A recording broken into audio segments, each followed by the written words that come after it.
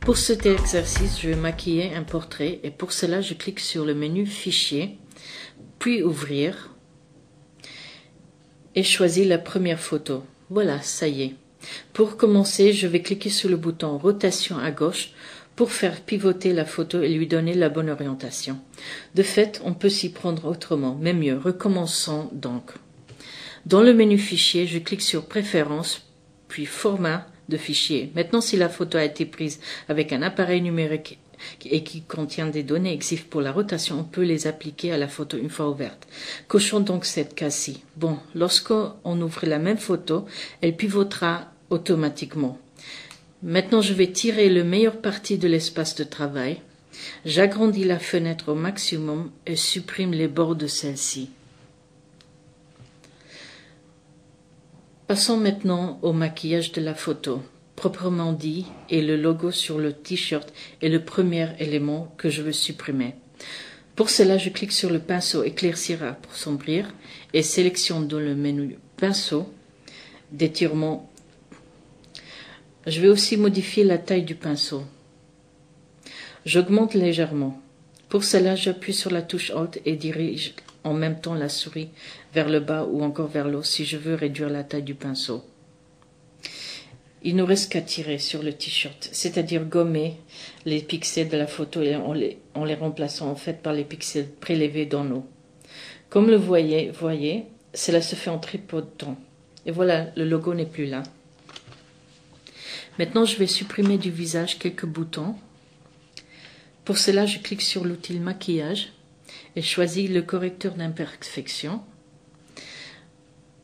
Je peux agrandir la photo en faisant glisser simplement la souris ou en appuyant sur la touche du signe plus du pavé numérique. Et si je veux parcourir la photo de long en large, j'appuie sur la barre d'espacement et fais glisser la photo vers le bas. Pour l'heure, supprimons les taches en cliquant dessus. C'est très facile et très rapide à faire. Mais pour gagner du temps, je passe au stade final. Maintenant, comme vous le voyez, la plupart des boutons sont partis, sauf la petite cicatrice au-dessus de l'œil. Pas de problème, Paint Shop Pro propose aussi l'outil efficace appelé suppression des rayures. Je vais donc m'en servir. Au besoin, je pourrais en modifier la largeur même à la plage option. Mais définie à 48 pixels, la largeur suffit pour cette cicatrice. Je vais donc relâcher le bouton et appliquer l'outil encore si le résultat ne me satisfait pas. Et voilà, la cicatrice est partie. Maintenant, après les boutons, on est vraiment tenté aussi de changer l'arrière-plan de la photo. Comment peut-on alors s'y prendre? Pour commencer, je vais agrandir la photo à environ 60% et la déplacer quelque peu.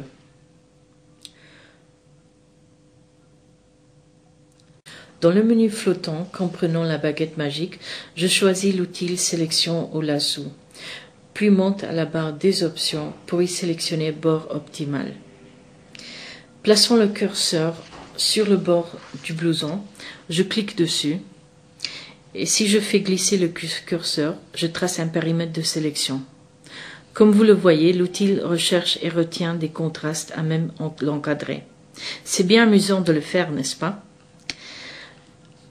Et en plus, cela ne prend pas beaucoup de temps. À ce stade, on ne peut pas utiliser les barres de défilement pour déplacer l'image. Mais si je positionne le curseur sur le bord supérieur de l'écran se défilera automatiquement vers le haut, ce qui me permet de continuer à faire les sélections tout autour. Bien entendu, la sélection du bout et en bout prendra du temps. Mais pour gagner du temps, comme avant, je fais avancer rapidement les étapes. Sachez aussi qu'en cas d'erreur de sélection, comme je l'ai fait exprès ici, il suffit d'appuyer sur la touche Supr pour effacer le dernier segment et reprendre la sélection. La sélection complète a pris 3 ou 4 minutes. Et pour tout finir, je place le curseur sur le bord inférieur, puis je le fais remonter jusqu'en haut. Et si je clique 2 fois sur l'image, la boucle sera bouclée. Une fois terminée la sélection, il faut d'abord la sauvegarder. Pour cela, je clique sur le menu Sélection, puis Changer, enregistrer une sélection et enregistrer sur le disque. Il faut aussi la nommer et ici je l'appelle Portrait. Et je clique sur le bouton Enregistrer. La sélection est acquise. Et maintenant je passe au menu Édition et je clique sur Copier pour placer la sélection sur le presse-papier, puis reviens au menu Édition pour faire coller la sélection comme un nouveau calque. Et voici le nouveau calque placé au-dessus du calque d'arrière-plan initial. Et comme ce dernier est encore visible, on peut voir le fond de cette photo. Si je désactive l'arrière-plan, on voit qu'il s'agit d'un détourage parfait. Maintenant, je vais annuler la sélection en cliquant sur Désélectionner tout dans le menu Sélection ou en appuyant sur les touches CTRL et D. Je vais ajouter un nouveau calque au-dessus du calque d'arrière-plan. Ajoutons ainsi aussi un dégradé en choisissant Nouveau calque, raster dans le menu Calque. Je n'accepte les valeurs par défaut.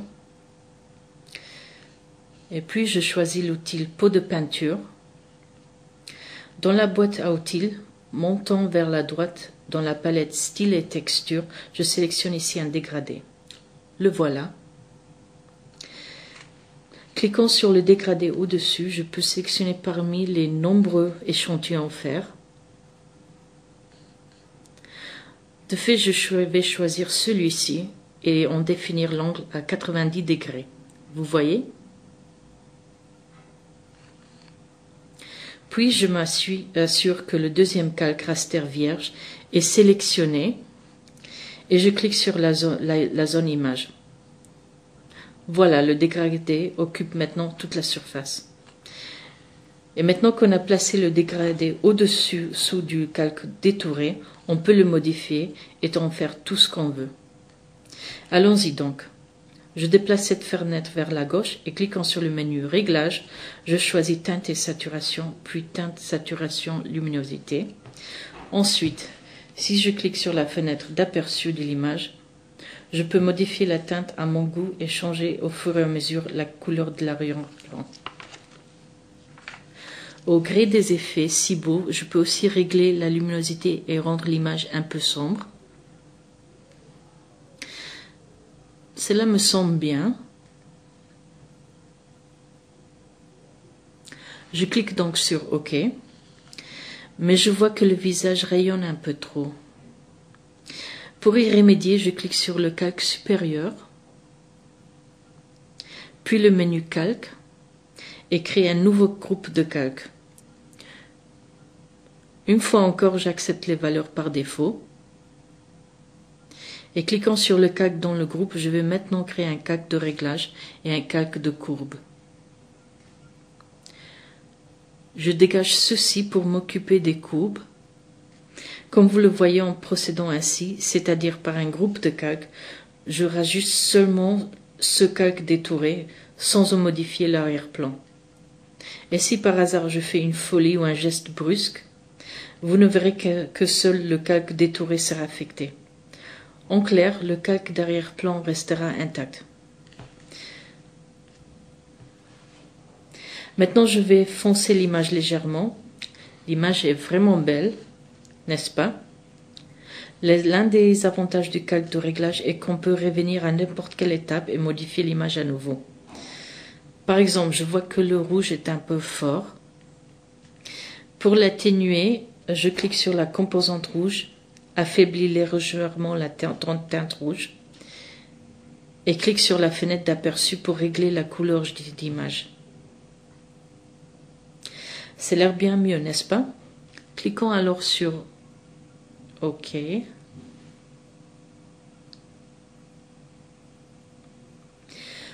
Bien entendu, on peut à tout moment et à toute étape désactiver le calque de réglage.